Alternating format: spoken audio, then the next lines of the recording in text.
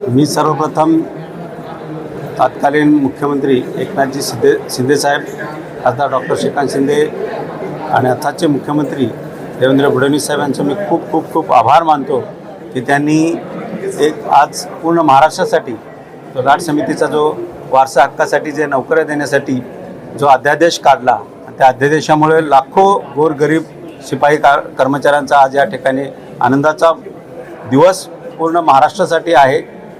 सर्व नगरपालिका महानगरपालिकांमध्ये त्या अध्यादेशानुसार भरती झाली, परंतु अंबरनाथ नगरपालिकेमध्ये 136 जे लाभार्थी होते त्याचे आज या ठिकाणी नियमावलीकून करून शासनाच्या नियमाप्रमाणे त्यांना 52 लोकांना आज नियुक्तीपत्र देऊन समाविष्ट करून देण्यात आलं।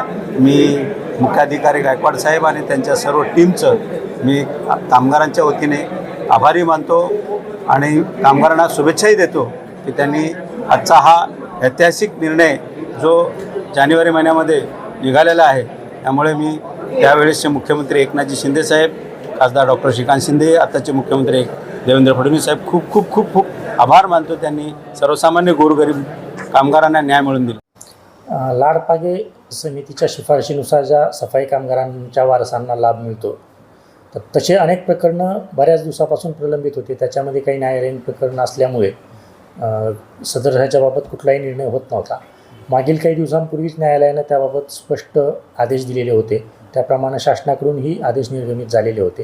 त्यानुसार नगरपरिषद अंबरनाथकडील जे काही प्रलंबित प्रकरणं होते त्या सर्व प्रकरणांची छाननी करण्यात आली व जे काही लाभार्थी आहेत पात्र त्यांना त्यांच्या कागदपत्रांच्या पूर्ततेबाबत वेळोवेळी कळविण्यात आलेलं आहे।